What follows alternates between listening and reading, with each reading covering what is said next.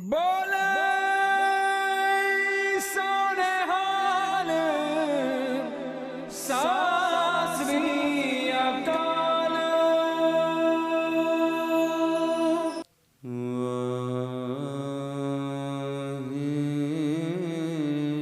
गुरु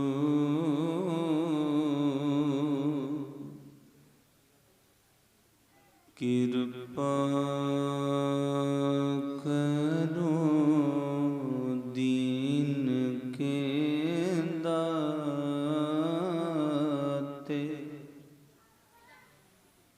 मेरा गुणागण ना विचारो कोई,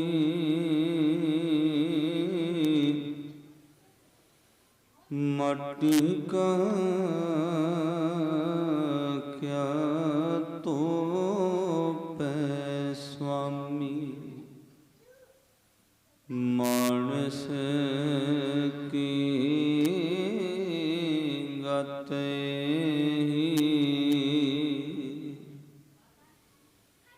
कोट पराध हमारे खंडो,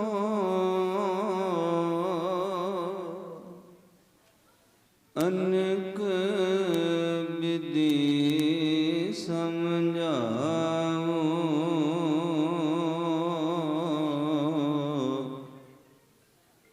हम अज्ञान अल्प मत थोरी,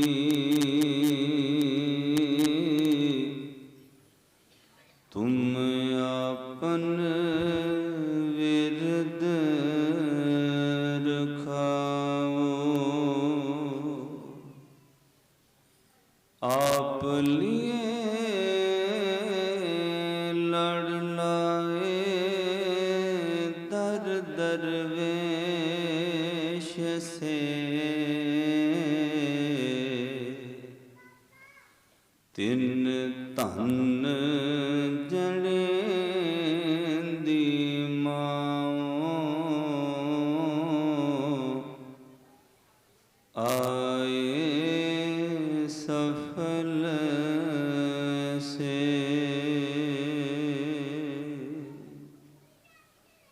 परम सन्मानी योग जुगो जुग टल चवर छत्र तख्त दे मालिक, दया सिंध कृपा नित गुरता गद्दी ते विराजमान सतगुरु,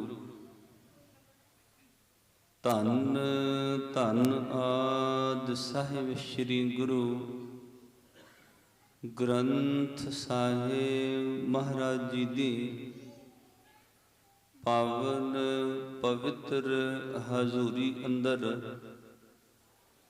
जुड़ बैठे सर्वत्र माई भाई बहुत वड्डियां भागां वाले हो, जिन्हां उत्ते सतगुरु सच्चे पातशाह जी ने कनेरी नज़र करके इस संसारिक पदार्थवादी माहौल विचों सत्संगत दियां अमुल घड़ियां बख्शिश करके निवाजिया है। हर साल की तरह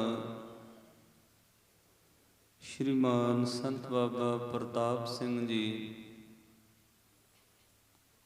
तिन्हां दी मिठी प्यारी याद दे अंदर और सत्कारयोग बाबा गंधारा सिंह जी तिन्हां दी मिठी प्यारी याद दे अंदर ये सालाना गुरमत समागम दूर दरेडे तो चल करके आप समूह संगतां हाजरियां भर के सेवा करके गुरु की खुशियां प्राप्त कर रहे हो। बहुत ही प्यार दे नाल धन धन सतगुरु गुरु रामदास साहिब सच्चे पातशाह जियां दे प्यारे कीर्तनी है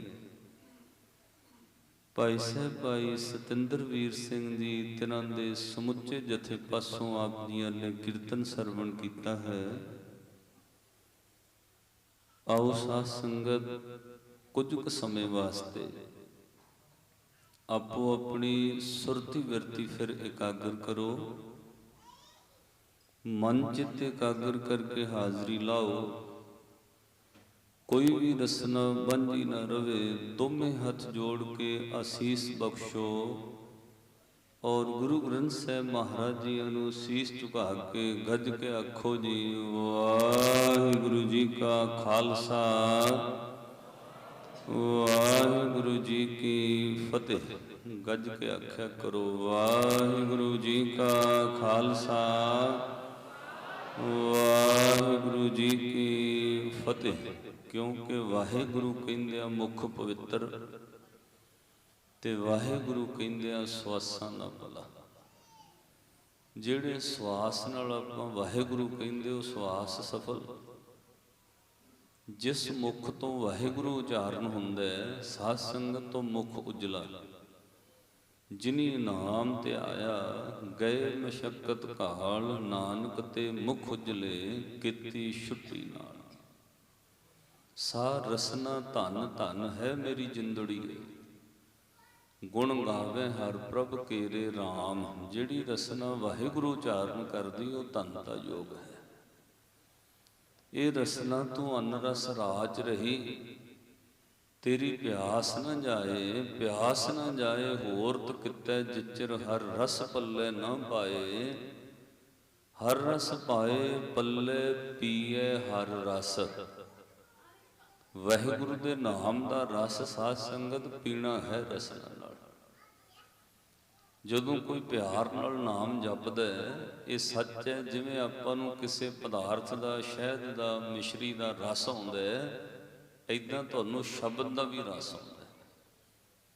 ਇਸ ਲਈ ਪਿਆਰ ਨਾਲ ਜਦੋਂ ਜਪੀਏ ਉਦੋਂ ਇਹ ਰਸ ਆਉਂਦਾ ਹੈ। ਤੇ ਸਾਧ ਸੰਗਤ ਇਹੀ ਰਸ ਸਾਨੂੰ ਦੁਨੀਆ ਦੇ ਬਾਕੀ ਰਸਾਂ ਤੋਂ ਮੁਕਤ ਕਰਾਉਂਦਾ ਹੈ। ਨਹੀਂ ਤਾਂ ਸੰਸਾਰ ਦੇ ਅੰਦਰ ਕਈ ਪ੍ਰਕਾਰ ਦੇ ਰਸ ਨੇ। ਮਨੁੱਖੀ ਮਨ ਉਹਨਾਂ ਵਿੱਚ ਉਲਝਿਆ ਰਹਿੰਦਾ ਹੈ ਔਰ ਦੁਨੀਆ ਦੇ ਤਮਾਮ ਰਸ ਜਿਨ੍ਹਾਂ ਦਾ ਜ਼ਿਕਰ ਮਹਾਰਾਜ ਜੀਆਂ ਨੇ ਬਾਣੀ ਅੰਦਰ ਕੀਤਾ ਹੈ। ਪਾਤਸ਼ਾਹ ਕਹਿੰਦੇ ਭਾਈ ਵਕਤ ਪਾ ਕੇ ਉਹ ਰਸ ਖੱਟੇ ਹੋ ਜਾਂਦੇ ਨੇ। ਵਕਤ ਪਾ ਕੇ ਉਹ ਜਿੰਨੇ ਰਸ ਨੇ ਉਹ ਕੌੜੇ ਹੋ ਜਾਂਦੇ ਨੇ। ਮਿੱਠਾ ਕਰਕੇ ਖਾਇਆ ਕੌੜਾ ਉਪਜਿਆ ਸਾਦ। ਉਹ ਜਿਹੜਾ ਸਵਾਦ ਹੈ ਰਸ ਹੈ ਉਹ ਕੌੜਾ ਹੋ ਜਾਂਦਾ। ਕਿਵੇਂ? ਦੁਨੀਆ ਦੇ ਪਦਾਰਥਾਂ ਦਾ ਰਸ ਹੈ। ਮੇਰੇ ਕੋਲ ਧਨ ਦੌਲਤ ਪੈਸਾ ਹੋਵੇ ਉਹਦਾ ਰਸ ਜ਼ਰੂਰ ਹੈ ਪਰ ਵਕਤ ਪਾ ਕੇ ਉਹ ਕੌੜਾ ਹੋ ਜਾਂਦਾ ਹੈ। ਇਸੇ ਲਈ ਪਾਤਸ਼ਾਹ ਨੇ ਫੈਸਲਾ ਦਿੱਤਾ ਹੈ ਬੰਦਾ ਸੁੱਖ ਲੱਭਦਾ ਹੈ। ਹਰ ਕੋਈ ਮਨੁੱਖ ਦੀ ਇੱਛਾ ਹੈ ਮੈਨੂੰ ਸੁੱਖ ਪ੍ਰਾਪਤ ਹੋਵੇ। ਤੁਸੀਂ ਜਿੰਨੇ ਵੀ ਗੁਰਦੁਆਰੇ ਆਏ ਹੋ ਜਾਂ ਕੋਈ ਕਿਸੇ ਵੀ ਧਾਰਮਿਕ ਸਥਾਨ ਤੇ ਜਾਂਦਾ ਹੈ ਜਾਂ ਉਸ ਦਾ ਕੋਈ ਧਾਰਮਿਕ ਕਰਮ ਹੈ, ਕੋਈ ਐਕਟੀਵਿਟੀ ਹੈ, ਕੋਈ ਸੇਵਾ ਹੈ, ਕੋਈ ਪੁੰਨ ਦਾਨ, ਕੋਈ ਲੰਗਰ ਲਾ ਰਿਹਾ ਹੈ, तमाम लोगों की इच्छा है ਉਹਦੇ बदले में सुख मिले। और साध संगत सुख मिलता नहीं, लोग फिर दर बदल लेंदे ने, रस्ता बदल लेंदे ने। और श्री गुरु ग्रंथ साहब महाराज की बाणी ने कहा रस्ता बदलने नाल तैनूं सुख नहीं मिल सकता, क्योंकि सुख का संबंध तेरे मन के रस नाल है। बाहरी तौर पर कोई राह बदल लो, कोई गुरुद्वारा बदल के किते होर चले जाओ, जिन्नी देर तुहाडे मन की विचार नहीं बदलती उन्नी देर तुसी सुखी नहीं हो सकते। जिहड़ा बंदा अमृतसर शहर में रहिंदे दुखी है, वो शहर बदल के जलंधर आ जाए सुखी किवें हो सकता है? इसलिए सुख का संबंध बाहरी तौर पर तन नाल नहीं है, सुख का संबंध मन नाल है। सुख का संबंध किसी देश नाल नहीं। लोगों को बहुत वड्डा भरम पिया है और साध संगत खास करके अज के समय विच मन के अंदर एक भरम पै गया है, आ देश छड्ड के किसी होर देश विच सैटल हो जाइए, शायद उत्थे सुख मिल जाए। और दूजे वल वेख के कहते उस देश विच बड़े सुख ने जी, उत्थे बहुत सुख ने, उत्थे सुख दीयां सहूलतां हो सकदियां ने, उहदे विच रह के तुसीं सुखी नहीं हो सकते। जे किसी देश में सुख होवे तो साध संगत लोग वो देश बदल के सारी दुनिया उत्थे जावे और उत्थे रहने वाले लोग सुखी होण, ਜਦੋਂ ਤੁਸੀਂ ਉਹਨਾਂ ਵਿੱਚ ਜਾਓਗੇ ਉੱਥੇ ਮਹਿਸੂਸ ਕਰੋਗੇ ਸੁੱਖ ਨਹੀਂ ਹੈ। ਮੈਂ ਬਾਹਰ ਵਿਦੇਸ਼ਾਂ ਵਿੱਚ ਵੇਖਿਆ ਹੈ, ਤੁਸੀਂ ਵੀ ਜਾਂਦੇ ਆਉਂਦੇ ਰਹਿੰਦੇ ਹੋ, 22% ਲੋਕ ਅਮਰੀਕਾ ਔਰ ਕੈਨੇਡਾ ਵਿੱਚ ਸੁਸਾਈਡ ਕਰਦੇ ਨੇ ਹਰ ਸਾਲ, ਆਤਮ ਹੱਤਿਆ ਕਰਦੇ ਨੇ। ਇਹਦਾ ਮਤਲਬ ਉਹਨਾਂ ਕੰਟਰੀਆਂ ਵਿੱਚ ਵੀ ਸੁੱਖ ਨਹੀਂ ਹੈ, ਕਿਉਂਕਿ ਸੁੱਖ ਦਾ ਸੰਬੰਧ ਤੁਹਾਡੇ ਮਨ ਨਾਲ ਹੈ।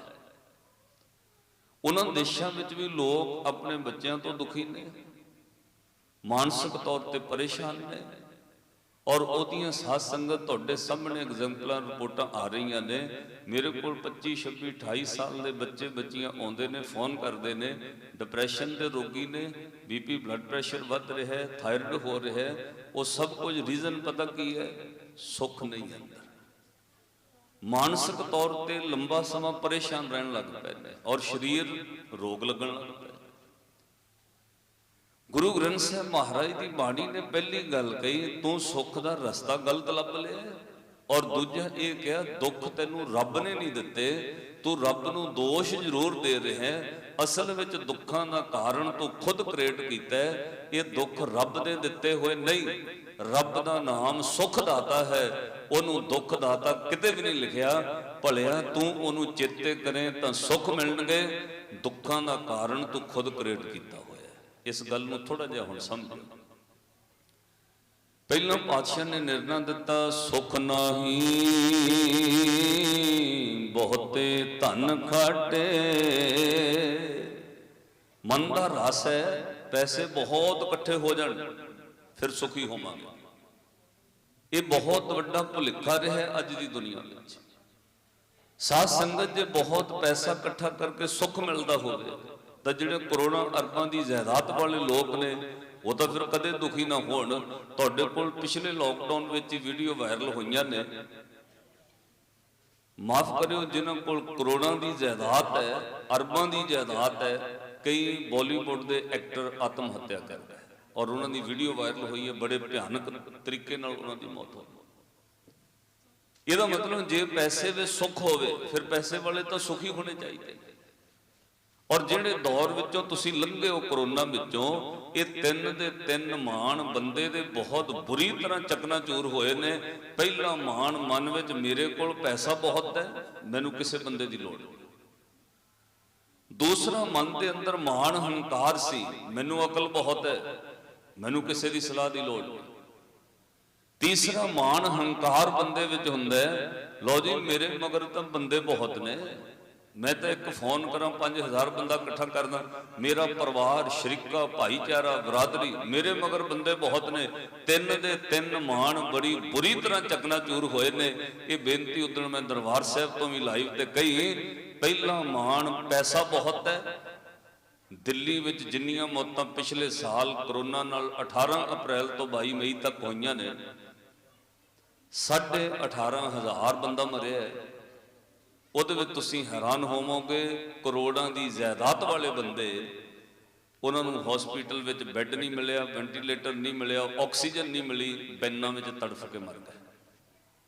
ਹਸਪੀਟਲ 'ਚ ਬੈੱਡ ਨਹੀਂ ਮਿਲਿਆ, ਪੈਸਾ ਬਹੁਤ ਸੀ। ਉਹ ਕਹਿੰਦੇ ਵੀ ਰਹੇ ਅਸੀਂ ਲੱਖਾਂ ਰੁਪਈਆ ਦੇ ਦਾਂਗੇ, ਸਾਨੂੰ ਬੈੱਡ ਦੇ ਦਿਓ। ਹਸਪੀਟਲ ਵਿੱਚ ਬੈੱਡ ਨਹੀਂ ਮਿਲੇ, ਬੈਨਾਂ ਵਿੱਚ ਹੀ ਆਕਸੀਜਨ ਲਾਉਂਦੇ ਰਹੇ ਉਹਨਾਂ ਦੇ, ਉਹ ਬੈਨਾਂ ਵਿੱਚ ਮਰ ਗਏ। ਔਰ ਦੂਸਰਾ ਮਾਣ, ਜਿਨ੍ਹਾਂ ਨੂੰ ਸੀ ਮੈਨੂੰ ਅਕਲ ਬਹੁਤ ਹੈ, ਮੈਨੂੰ ਕਿਸੇ ਦੀ ਸਲਾਹ ਦੀ ਲੋੜ ਨਹੀਂ, ਵੱਡੇ ਵੱਡੇ ਅਕਲਮੰਦ ਬੰਦੇ ਇਸ ਕਰੋਨਾ ਦਾ ਸ਼ਿਕਾਰ ਹੋ ਕੇ ਮਰੇ ਨੇ, ਜਿਨ੍ਹਾਂ ਕੋਲ MD ਦੀਆਂ ਡਿਗਰੀਆਂ ਸੀ, MS ਦੀਆਂ ਡਿਗਰੀਆਂ ਸੀ। ਮਾਫ ਕਰਿਓ, ਜਿਨ੍ਹਾਂ ਨੂੰ ਰਾਸ਼ਟਰਪਤੀ ਨੇ ਸਨਮਾਨਿਤ ਕੀਤਾ ਸੀ, ਪਦਮ ਭੂਸ਼ਣ, ਪਦਮ ਸ਼੍ਰੀ ਦੇ ਅਵਾਰਡ ਸੀ, ਉਹ ਬੰਦੇ ਕਰੋਨਾ ਨਾਲ ਮਰ ਗਏ। ਹੁਣ ਕੀ ਕਹੋਗੇ ਵੀ ਅਕਲ ਨੇ ਬੰਦੇ ਨੂੰ ਬਚਾ ਲਿਆ? ਅਕਲ ਨਾਲ ਬੰਦੇ ਬਚ ਗਏ ਜਿਨ੍ਹਾਂ ਕੋਲ ਅਕਲ ਬਹੁਤ ਸੀ। ਪੈਸੇ ਨਾਲ ਉਹ ਬੰਦਿਆਂ ਬਚਾ ਕਰ ਲਿਆ ਜਿਨ੍ਹਾਂ ਕੋਲ ਪੈਸਾ ਬਹੁਤ ਸੀ। ਔਰ ਤੀਸਰਾ ਮਾਣ ਬਹੁਤ ਬੁਰੀ ਤਰ੍ਹਾਂ ਚਕਨਾਚੂਰ ਹੋਇਆ, ਜਿਨ੍ਹਾਂ ਬੰਦਿਆਂ ਨੂੰ ਮਾਣ ਸੀ ਮੇਰੇ ਮਗਰ ਬੰਦੇ ਬਹੁਤ ਨੇ, ਮੈਨੂੰ ਕਿਸੇ ਦੀ ਲੋੜ ਨਹੀਂ, ਮੇਰਾ ਪਰਿਵਾਰ ਬਹੁਤ ਵੱਡਾ ਹੈ, ਮੇਰਾ ਸ਼ਰੀਕਾ ਬਹੁਤ ਵੱਡਾ ਹੈ। ਮਾਫ ਕਰਿਓ, ਤੁਸੀਂ ਸਭ ਕੁਝ ਵੇਖਿਆ, ਕਰੋਨਾ ਦਾ ਸ਼ਿਕਾਰ ਜਿਹੜਾ ਬੰਦਾ ਹੋਇਆ, ਜਿਉਂਦਿਆਂ ਜੀ ਤਾਂ ਕਿਸੇ ਨੇ ਕੋਲ ਕੀ ਆਉਣਾ ਸੀ, ਮਰਨ ਤੋਂ ਬਾਅਦ ਵੀ ਘਰ ਦੇ ਨੇੜੇ ਨਹੀਂ ਆਏ। ਇਹ ਸਭ ਕੁਝ ਤੁਸੀਂ ਵੀਡੀਓ ਵਾਇਰਲ ਵੇਖੀਆਂ ਨੇ। ਬੈਨਾਂ ਵਿੱਚ, ਕਾਰਾਂ ਵਿੱਚ ਬਹਿ ਕੇ ਵੇਖਦੇ ਰਹੇ, ਪੁੱਤ ਨੋਹਾਂ ਘਰ ਵਾਲੀ ਗੱਡੀ 'ਚ ਬਹਿ ਕੇ ਵੇਖਦੇ ਰਹੇ। ਮਰੇ ਸਰੀਰ ਦਾ ਸੰਸਕਾਰ ਵੀ ਡਾਕਟਰਾਂ ਨੇ ਕੀਤਾ, ਬੰਦੇ ਨੇੜੇ ਨਹੀਂ ਆਏ। ਜਿਨ੍ਹਾਂ ਨੂੰ ਮਾਣ ਸੀ ਮੇਰਾ ਪਰਿਵਾਰ ਬਹੁਤ ਵੱਡਾ ਹੈ, ਕੋਈ ਨੇੜੇ ਆਇਆ? ਉਹ ਜਿਉਂਦਿਆਂ ਦੀ ਛੱਡੋ, ਸਰੀਰ ਮਰਨ ਤੋਂ ਬਾਅਦ ਵੀ ਨੇੜੇ ਨਹੀਂ ਆਏ। ਕਿਤੇ ਸੰਸਕਾਰ ਕਰਨ ਲੱਗਿਆ ਇਹ ਬਿਮਾਰੀ ਨਾ ਲੱਗ ਜਾਏ। ਤਿੰਨ ਦੇ ਤਿੰਨ ਮਾਣ ਬੜੀ ਬੁਰੀ ਤਰ੍ਹਾਂ ਚਕਨਾਚੂਰ ਹੋਏ ਨੇ। ਪਾਤਸ਼ਾਹ ਨੇ ਕਿਹਾ ਤੇਰਾ ਭੁਲੇਖ ਹੈ ਕਿ ਪੈਸੇ ਵਿੱਚ ਸੁੱਖ ਹੈ, ਸੁੱਖ ਨਹੀਂ ਬਹੁਤੇ ਧਨ ਖਾਟੇ, ਸੁੱਖ ਨਹੀਂ ਪੇਖੈ ਨਿਰਤ ਨਾਟੇ। ਜਿਹਨਾਂ ਦੇ ਮਨ ਵਿੱਚ ਸੀ ਵੀ ਚਲੋ ਘੁੰਮਣ ਫਿਰਨ ਚੱਲਦੇ ਆ ਜੀ, ਉਹ ਪਹਾੜਾਂ ਤੇ ਜਾਂਦੇ, ਉੱਥੇ ਸੁੱਖ ਹੈ। ਤੁਹਾਡੇ ਸਾਹਮਣੇ ਜੋ ਕੁਝ ਹੋਇਆ ਤੁਸੀਂ ਦੇਖਿਆ। ਸੁਖ ਨਾਹੀ ਬਹੁ ਦੇਸ਼ ਕਮਾਏ, ਜਿਨ੍ਹਾਂ ਨੂੰ ਭੁਲੇਖਾ ਹੈ ਆਹ ਦੇਸ਼ ਛੱਡ ਕੇ ਕਿਸੇ ਹੋਰ ਦੇਸ਼ ਵਿੱਚ ਸੁੱਖ ਹੈ, ਬਿਲਕੁਲ ਸੁੱਖ। ਅੱਜ ਆਪਾਂ ਬੱਚਿਆਂ ਨੂੰ ਭੇਜ ਤਾਂ ਰਹੇ ਹਾਂ ਕੈਨੇਡਾ ਅਮਰੀਕਾ, ਮੈਂ ਨਹੀਂ ਕਹਿੰਦਾ ਨਾ ਭੇਜੋ। ਅੱਜ ਦੌੜ ਲੱਗੀ ਹੋਈ ਹੈ, 12 ਲੱਖ ਫਾਈਲ ਜਿਹੜੀ ਹੈ ਉਹ ਪੈਂਡਿੰਗ ਪਈ ਹੈ ਕੈਨੇਡਾ ਐਮਬੈਸੀ ਵਿੱਚ ਪੰਜਾਬ ਦੇ ਬੱਚਿਆਂ ਦੀ। ਅੱਜ ਅਸੀਂ ਬਹੁਤ ਤੇਜ਼ੀ ਨਾਲ ਬਾਹਰ ਭੱਜ ਰਹੇ ਹਾਂ ਵੀ ਅਮਰੀਕਾ ਕੈਨੇਡਾ ਭੇਜ ਦਿਓ ਜੀ, ਆਈਲੈਂਡਸ ਕਰਾਓ, ਬੱਚੀ ਨੂੰ ਛੇਤੀ ਬਾਹਰ ਭੇਜ ਦਿਓ। ਇਹਦੇ ਰਿਜ਼ਲਟ ਤੁਹਾਨੂੰ ਆਉਣ ਵਾਲੇ 5-10 ਸਾਲਾਂ ਵਿੱਚ ਆਉਣਗੇ। ਔਰ ਜਿਹੜਾ ਬੰਦਿਆਂ ਨੂੰ 10 ਸਾਲ ਹੋ ਗਏ ਨੇ ਉਹਨਾਂ ਨੂੰ ਪੁੱਛ ਕੇ ਵੇਖੋ, ਜਿਨ੍ਹਾਂ ਦੇ ਬੱਚੇ 5-10 ਸਾਲ 7 ਸਾਲ ਪਹਿਲਾਂ ਗਏ, ਅੱਜ ਬੱਚੇ ਮਾਂ ਪਿਓ ਦੇ ਗਲ 'ਚ ਅੰਗੂਠਾ ਦਿੰਦੇ ਨੇ, ਜ਼ਮੀਨ ਵੇਚ ਕਾਹਦੇ ਵਾਸਤੇ ਰੱਖੀ ਹੈ, ਅਸੀਂ ਘਰ ਲੈਣਾ। ਇਧਰੋਂ ਵਿੱਚੋਂ ਸਭ ਕੁਝ, ਇੱਥੋਂ ਤੱਕ ਕਈਆਂ ਕਹਿ ਦਿੱਤਾ ਆਪਣੇ ਮਾਂ ਪਿਓ ਨੂੰ, ਤੁਸੀਂ ਤਾਂ ਮਾਰੀ ਜਾਣਾ, ਜ਼ਮੀਨ ਦਿਓ ਸਾਨੂੰ, ਮੈਂ ਉੱਥੇ ਘਰ ਲੈਣਾ। ਤੇ ਜਿਨ੍ਹਾਂ ਦੀ ਜਾਨ ਇੱਥੇ ਘਰ ਵਿੱਚ ਵਸੀ ਹੈ ਉਹ ਘਰ ਛੱਡਣਾ ਬਹੁਤ ਔਖਾ ਹੈ। ਸਾਧ ਸੰਗਤ, ਇਹ ਸੰਸਾਰ ਵਿੱਚ ਕੋਈ ਬੰਦਾ ਸੁਖੀ ਨਹੀਂ, ਕਿਉਂਕਿ ਸੁੱਖ ਦਾ ਰਸਤਾ ਗਲਤ ਹੈ। ਦੇਸ਼ ਕੋਈ ਮਾੜਾ ਨਹੀਂ, ਸੁੱਖ ਦਾ ਰਸਤਾ ਗਲਤ ਹੈ। ਸ਼੍ਰੀ ਗੁਰੂ ਗ੍ਰੰਥ ਸਾਹਿਬ ਮਹਾਰਾਜ ਦੀ ਬਾਣੀ ਨੇ ਕਿਹਾ ਤੂੰ ਰਸਤਾ ਗਲਤ ਚੂਜ਼ ਕਰ ਲਿਆ। ਤੁਸੀਂ ਵੀ ਘਰ ਤੋਂ ਇੱਥੋਂ ਤੱਕ ਆਏ ਹੋ, ਜਿਹੜਾ ਬੰਦਾ ਪਹਿਲੀ ਵਾਰ ਦੂਜੀ ਵਾਰ ਆਇਆ ਉਹ ਲੋਕੇਸ਼ਨ ਲੱਭਦਾ ਜੀ, ਮੈਂ ਗੁਰਦੁਆਰਾ ਬਾਬਾ ਕਾਰ ਜੀ ਦੇ ਕਲਾਨੌਰ ਜਾਣਾ, ਤੁਸੀਂ ਲੋਕੇਸ਼ਨ ਕਰਦੇ ਹੋ। ਜੇ ਰਸਤਾ ਗਲਤ ਚੂਜ਼ ਕਰ ਲਓ ਮੰਜ਼ਿਲ ਕਦੇ ਵੀ ਨਹੀਂ ਆਏਗੀ। ਪਹਿਲਾਂ ਰਸਤਾ ਸਹੀ ਚੂਜ਼ ਕਰਨਾ ਪੈਂਦਾ ਵੀ ਕਿਹੜੇ ਰਸਤੇ ਆਉਣਾ। ਇਦਾਂ ਸਾਹਿਬ ਨੇ ਕਿਹਾ ਸੁੱਖ ਦਾ ਰਸਤਾ ਚੂਜ਼ ਕਰਨ ਲੱਗਿਆ ਤੂੰ ਗਲਤੀ ਕਰ ਲਈ, ਤੇਰੇ ਮਨ ਵਿੱਚ ਭੁਲੇਖਾ ਪੈ ਗਿਆ, ਸ਼ਾਇਦ ਬਹੁਤ ਪੈਸਾ ਇਕੱਠਾ ਹੋਏਗਾ ਫਿਰ ਸੁੱਖ ਆਉਣਗੇ, ਸ਼ਾਇਦ ਦੇਸ਼ ਬਦਲ ਲਾਂਗੇ ਫਿਰ ਸੁੱਖ ਆਉਣਗੇ। ਨਹੀਂ ਭਲਿਆ, ਇਦਾਂ ਸੋਚਦਿਆਂ ਸਰੀਰ ਬੁੱਢਾ ਹੋ ਗਿਆ, ਬਿਮਾਰੀਆਂ ਨਾਲ ਘਿਰ ਗਿਆ, ਤੈਨੂੰ ਸੁੱਖ ਮਿਲਿਆ ਨਹੀਂ। ਸੁੱਖ ਦਾ ਰਸਤਾ ਇਹ ਸੀ ਜੋ ਕੋਈ ਤੈਨੂੰ ਦਿੱਤਾ ਹੈ ਐਟ ਪ੍ਰੈਜ਼ੈਂਟ ਉਸੇ ਵਕਤ ਅਕਾਲ ਪੁਰਖ ਰੱਬ ਦਾ ਸ਼ੁਕਰ ਕਰਕੇ ਜਪਣਾ ਸ਼ੁਰੂ ਕਰ ਦੇ, ਸਤਨਾਮ ਸ੍ਰੀ ਵਾਹਿਗੁਰੂ ਵਾਹਿਗੁਰੂ ਵਾਹਿਗੁਰੂ। ਇਹੀ ਸੁੱਖ ਦਾ ਰਸਤਾ ਹੈ। ਹਜ਼ੂਰ ਨੇ ਕਿਹਾ ਸੁਖ ਨਾਹੀ ਬਹੁ ਦੇਸ਼ ਕਮਾਏ, ਸਰਬ ਸੁਖਾਂ ਹਰ ਹਰ ਗੁਣ ਗਾਏ। ਗੁਰੂ ਨੇ ਇਹ ਭੇਤ ਦੀ ਗੱਲ ਦੱਸੀ ਹੈ, ਰਾਜ ਦੀ ਗੱਲ ਦੱਸੀ ਹੈ। ਭੇਤ ਪਤਾ ਕਿਹਨੂੰ ਕਹਿੰਦੇ? ਜਿਹੜੀ ਰਾਜ ਦੀ ਗੱਲ ਹੋਵੇ। ਮੈਂ ਸਾਧ ਸੰਗਤ ਬੇਨਤੀ ਕਰਦਾ ਹਾਂ, ਭਾਵੇਂ ਗੁਰੂ ਸਾਹਿਬਾਨਾਂ ਦਾ ਪ੍ਰਕਾਸ਼ ਪੁਰਬ ਹੋਵੇ, ਜੋਤੀ ਜੋਤ ਪੁਰਬ ਹੋਵੇ, ਸ਼ਹੀਦੀ ਦਿਹਾੜਾ ਹੋਵੇ, ਮਹਾਂਪੁਰਸ਼ਾਂ ਦੀ ਬਰਸੀ ਹੋਵੇ, ਉਹ ਸਾਰੇ ਸਮਾਗਮਾਂ ਦਾ ਨਾਮ ਪਤਾ ਕੀ ਰੱਖੀਦਾ ਆਪਾਂ? ਗੁਰਮਤਿ ਸਮਾਗਮ। ਗੁਰਮਤਿ ਸਮਾਗਮ ਦਾ ਅਰਥ ਹੈ ਜਿੱਥੇ ਆਪਾਂ ਗੁਰੂ ਦੀ ਮੱਤ ਲੈ ਕੇ ਜਾਣਾ ਹੈ। ਆਏ ਆਪਾਂ ਮਹਾਂਪੁਰਸ਼ਾਂ ਦੀ ਬਰਸੀ ਮਨਾਉਣ, ਪਰ ਸਫਲ ਤਾਂ ਹੈ ਜੇ ਜਾਣ ਲੱਗਿਆਂ ਗੁਰੂ ਦੀ ਮੱਤ ਲੈ ਕੇ ਗਏ। ਗੁਰੂ ਦੀ ਮੱਤ ਇਹ ਹੈ ਭਾਈ ਤੈਨੂੰ ਸੁੱਖ ਚਾਹੀਦਾ, ਗੁਰੂ ਕੋਲੋਂ ਸਿੱਖ ਕੇ ਜਾਈ ਕਿਵੇਂ ਮਿਲਦਾ। ਮਹਾਰਾਜ ਦੱਸ ਦਿਓ ਸੁੱਖ ਚਾਹੀਦਾ। ਪਾਤਸ਼ਾਹ ਕਹਿੰਦੇ ਦੁੱਖ ਤੈਨੂੰ ਰੱਬ ਨੇ ਦਿੱਤਾ ਹੀ ਨਹੀਂ ਹੈ, ਇਹ ਤਾਂ ਤੂੰ ਦੋਸ਼ ਦੇ ਦਿੰਦਾ। ਜਦੋਂ ਤੈਨੂੰ ਕੋਈ ਰਾਹ ਨਹੀਂ ਲੱਭਦਾ ਤੂੰ ਰੱਬ ਦੇ ਸਿਰ ਦੋਸ਼ ਮੜ ਦਿੰਦਾ। ਪਹਿਲਾਂ ਬੰਦਾ ਬੰਦਿਆਂ ਦੇ ਸਿਰ ਦੋਸ਼ ਮੜਦਾ, ਫਲਾਨੇ ਨੇ ਮੇਰਾ ਕੰਮ ਵਿਗਾੜਿਆ, ਫਲਾਨੇ ਦੀ ਵਜ੍ਹਾ ਨਾਲ ਆ ਹੋਇਆ। ਜਦੋਂ ਸਾਹਮਣੇ ਬੰਦਾ ਨਾ ਲੱਭੇ ਫਿਰ ਤੁਸੀਂ ਦੋਸ਼ ਕਿਹਨੂੰ ਦਿੰਦੇ ਹੋ?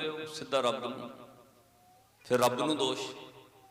ਔਰ ਸ਼੍ਰੀ ਗੁਰੂ ਤੇਗ ਬਹਾਦਰ ਮਹਾਰਾਜ ਜੀ ਨੇ ਰਾਜ ਦੀ ਗੱਲ ਕਹੀ, ਆ ਭੇਤ ਦੀ ਗੱਲ ਕਹੀ। ਉਹ ਦੁਨੀਆ ਦੇ ਲੋਕੋ, ਦੁੱਖ ਤੁਹਾਨੂੰ ਰੱਬ ਨੇ ਨਹੀਂ ਦਿੱਤਾ, ਤੁਸੀਂ ਆਪੇ ਹੀ ਪਾ ਰਹੇ ਹੋ। ਕਿਉਂ? ਤੁਹਾਨੂੰ ਰੱਬ ਦਾ ਨਾਮ ਭੁੱਲ ਗਿਆ। ਜਿਸ ਹਾਲਾਤ ਵਿੱਚ ਰਹਿ ਰਹੇ ਹੋ ਉੱਥੇ ਜਪਣਾ ਸ਼ੁਰੂ ਕਰੋ। ਜੇ ਮਨ ਵਿੱਚ ਇਹਨਾਂ ਕੋਠੀ ਬਣੇਗੀ ਫਿਰ ਮੈਂ ਕਮਰਾ ਬਣਾਵਾਂਗਾ ਨਿਤਨੇਮ ਦਾ, ਉਹਦੇ ਵਿੱਚ ਬਹਿ ਕੇ ਨਿਤਨੇਮ ਕਰਾਂਗਾ, ਤੁਸੀਂ ਕਰ ਹੀ ਨਹੀਂ ਸਕੋਗੇ। बस माड़े जे सौखे हो लईए, बच्चे ब्याह लईए, फिर तो मैं सेवा च पक्का ही आ जाना ना। जेड़ा पहला नहीं कोई सेवा करना है, वह बाद विच भी नहीं आउंदा। इसलिए जिन्हां हालातां विचों उसे वक्त शुरू करना पएगा, उसे वक्त उधर तुरना पएगा।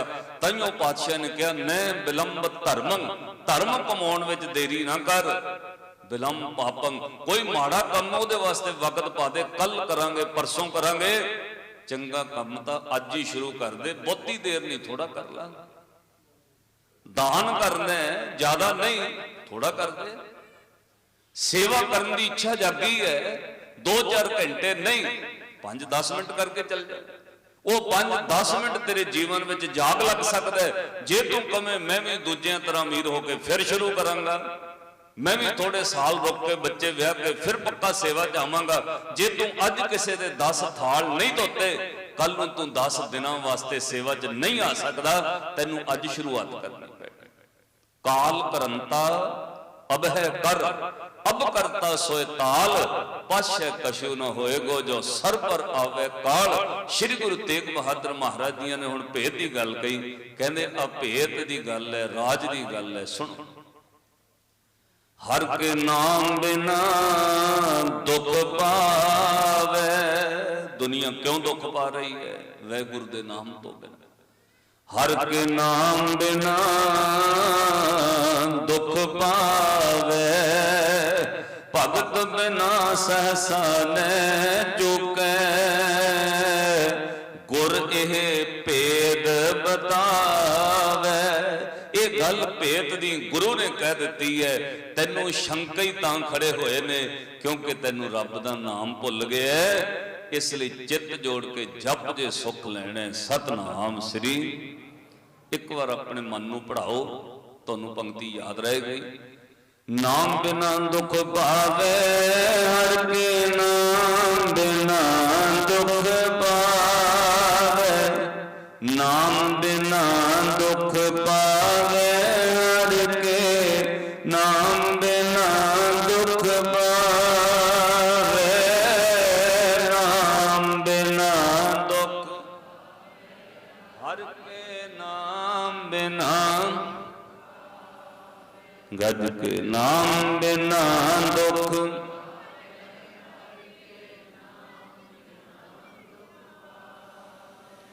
भगत बिना सहसा ने चूके। भगत बिना सहसा ने चूके। भगत बिना सहसा ने चूके। भगत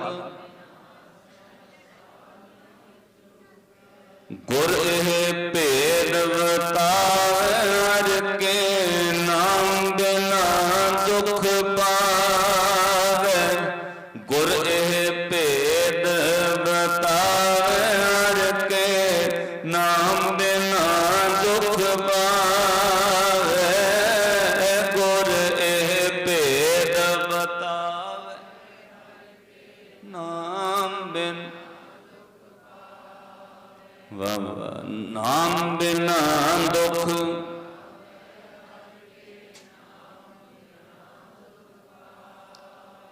ये गुरु ने भेत की गल दसी है। भेत का अर्थ राज की गल, जिहड़ी किसे किसे नूं पता है, नहीं तो संसार के लोग भुल जाते हैं। दुखों का दोष लोगों नूं देईदा, दुखों का दोष रब नूं देईदा। पातशाह ने कहा दोष तेरा अपना है, क्योंकि दद्दा दोष न देऊ किसे। दोष कर्मा अपने, जो मैं किया सो मैं पाया। दोष न दीजे अवर जना। ये भेद की गल है। हर के नाम बिना दुख पावे, भगत बिना सहसा न चुके। सहसा का अर्थ हुंदा शंका। जेड़े रिश्ते में शंका आ जाए, वो रिश्ता दुख का ही बन जाता है। भरा ते भरा दे रिश्ते विच शक पैदा हो जाए, कंधा पै जांदियां ने प्रॉपर्टी च। प्यो ते पुत दे रिश्ते में शक आ जाए, प्यो एक कौडी भी नहीं अपने पुत्र नूं दिंदा। पति ते पत्नी दे रिश्ते में शक पैदा हो जाए, शंका पैदा हो जाए, वो रिश्ता नरक वर्गा बन जाता है। पति ते पत्नी का रिश्ता उन्नी देर स्वर्ग है जिन्नी देर शंका नहीं। ਜੇ ਇੱਕ ਦੂਜੇ ਤੇ ਸ਼ੱਕ ਹੋ ਜਾਏ ਉਹ ਰਿਸ਼ਤਾ ਨਰਕ ਬਣ ਜਾਂਦਾ। ਰਿਸ਼ਤੇ ਨੂੰ ਛੱਡੋ, ਘਰ ਹੀ ਨਰਕ ਬਣ ਜਾਂਦਾ। ਉੱਠਦਿਆਂ ਬਹਿੰਦਿਆਂ ਕੱਲ ਕਲੇਸ਼ ਰਹਿਣਾ, ਇੱਕ ਦੂਜੇ ਤੇ ਸ਼ੱਕ ਰਹਿਣਾ। ਏਦਾਂ ਸਾਹਿਬ ਨੇ ਕਿਹਾ ਤੈਨੂੰ ਰੱਬ ਉੱਤੇ ਸ਼ੱਕ ਹੈ, ਤੂੰ ਸੰਸੇ ਵਿੱਚ ਚੱਲਦਾ, ਤੈਨੂੰ ਸ਼ੰਕਾ ਪੈਦਾ ਹੋ ਗਿਆ, ਸ਼ਾਇਦ ਉੱਥੇ ਜਾਵਾਂ ਤਾਂ ਗੱਲ ਬਣੇਗੀ, ਸ਼ਾਇਦ ਵੀਰਵਾਰ ਉਧਰ ਨਹੀਂ ਗਏ ਤਾਂ ਆ ਗੱਲ ਹੋਈ, ਸ਼ਾਇਦ ਅਸੀਂ ਚਿਰਾਗ ਨਹੀਂ ਕੀਤਾ ਤਾਂ ਔਕੜ ਆ ਰਹੀ ਹੈ। ਇਹ ਸ਼ੰਕੇ ਤੈਨੂੰ ਦੁਖੀ ਕਰ ਰਹੇ ਨੇ। ਔਰ ਜਦੋਂ ਮਨ 'ਚ ਸ਼ੰਕਾ ਪੈ ਜਾਏ ਉਦੋਂ ਮਾਫ ਕਰਿਓ, ਤੁਹਾਡਾ ਤਜਰਬਾ ਰਹਿਣਾ, ਤੁਹਾਡੇ ਪੈਰਾਂ ਦੀ ਪੈਸ਼ਲ ਵੀ ਤੁਹਾਨੂੰ ਡਰਾਉਣ ਲੱਗ ਜਾਏਗੀ, ਸ਼ਾਇਦ ਮੇਰੇ ਤੇ ਕੁਝ ਕਰ ਦਿੱਤਾ ਕਿਸੇ, ਤੁਹਾਡਾ ਪਰਛਾਵਾਂ ਤੁਹਾਨੂੰ ਡਰਾਉਂਦਾ ਹੈ। ਮੈਂ ਲੋਕ ਦੂਜਿਆਂ ਤੋਂ ਨਹੀਂ ਆਪਣੇ ਆਪ ਤੋਂ ਡਰਦੇ ਵੇਖੇ ਨੇ। ਉਹ ਕਹਿੰਦੇ ਜੀ ਨਹੀਂ ਭਾਈ ਸਾਹਿਬ ਮੇਰੀ ਕਿਸੇ ਨੇ ਪੈਰਾਂ ਦੀ ਮਿੱਟੀ ਚੁੱਕ ਲਈ। ਪੈਰਾਂ ਦੀ ਮਿੱਟੀ ਚੁੱਕਣ ਨਾਲ ਕੀ ਹੁੰਦਾ? ਉਹ ਜੀ ਉਹਨੇ ਸਾਨੂੰ ਕੁਝ ਕਰ ਦਿੱਤਾ ਜੀ, ਸਾਡੇ ਘਰ ਦੇ ਮੂਹਰੇ ਸਵੇਰੇ ਪਾਣੀ ਡੁੱਲਿਆ ਹੁੰਦਾ ਜੀ, ਸਾਡੇ ਘਰ ਦੇ ਮੂਹਰੇ ਆ ਕੁਝ ਹੁੰਦਾ। ਉਹ ਲੋਕ ਸ਼ੰਕੇ ਵਿੱਚ ਰਹੇ। ਇਹ ਸ਼ੰਕੇ ਵਿੱਚ ਲੋਕ ਬਿਮਾਰ ਹੋਣ ਲੱਗ ਪਏ। ਪਾਤਸ਼ਾਹ ਨੇ ਕਿਹਾ ਨਾਮ ਜਪ, ਜ਼ਿੰਮੇਵਾਰੀ ਅਕਾਲ ਪੁਰਖ ਰੱਬ ਦੀ ਹੋਏਗੀ। ਇੱਕ ਗੱਲ ਯਾਦ ਰੱਖੀ, ਤੈਨੂੰ ਮੈਂ ਇੱਕ ਨਾਲ ਜੋੜਨ ਲੱਗਾ, ਗੁਰੂ ਦਾ ਹੁਕਮ ਹੈ, ਭਲਿਆ ਤੈਨੂੰ ਇੱਕ ਨਾਲ ਜੋੜਿਆ, ਇੱਕ ਤੋਂ ਸਿਵਾਏ ਕਿਸੇ ਦਾ ਭਰਵਸਾ ਨਾ ਲਈ, ਇੱਕ ਤੇ ਵਿਸ਼ਵਾਸ ਰੱਖੀ। ਇਹ ਯਾਦ ਰੱਖੀ, ਫਿਰ ਇੱਕ ਦੀ ਤਾਕਤ ਬਹੁਤ ਵੱਡੀ ਹੈ। ਤੁਸੀਂ ਦੁਨਿਆਵੀ ਤੌਰ ਤੇ ਵੈਸੇ ਵੀ ਮੈਥਮੈਟਿਕਸ ਜੋੜ ਕੇ ਵੇਖ ਲਓ, ਤੁਸੀਂ 1 0 2 0 3 0 4 0 ਲਿਖੀ ਜਾਓ, ਉਹਦੀ ਕੋਈ ਵੈਲਿਊ ਨਹੀਂ ਹੈ। ਵੈਸੇ ਮੈਥਮੈਟਿਕਸ ਵਿੱਚ ਬਹੁਤ ਜ਼ਿਆਦਾ ਵੈਲਿਊ ਹੈ ਜ਼ੀਰੋ ਦੀ, ਪਰ ਜ਼ੀਰੋ ਦੀ ਵੈਲਿਊ ਉਦੋਂ ਹੈ ਜਦੋਂ ਏਕਾਂ ਨਾਲ ਲੱਗਦਾ ਹੈ। ਜੇ ਇੱਕ ਹੈ ਤਾਂ 1 0 10 ਦਾ ਰੂਪ ਲੈ ਲੈਗੀ, 2 0 100 ਬਣ ਸਕਦੇ ਨੇ, 3 0 1000 ਹੋ ਸਕਦੀ ਹੈ, 4 0 10,000, 5 0 1 ਲੱਖ ਅਮਾਉਂਟ ਹੋ ਸਕਦੀ ਹੈ। ਪਰ ਕਦੋਂ? ਜਦੋਂ ਏਕਾਂ ਨਾਲ ਲੱਗਾ।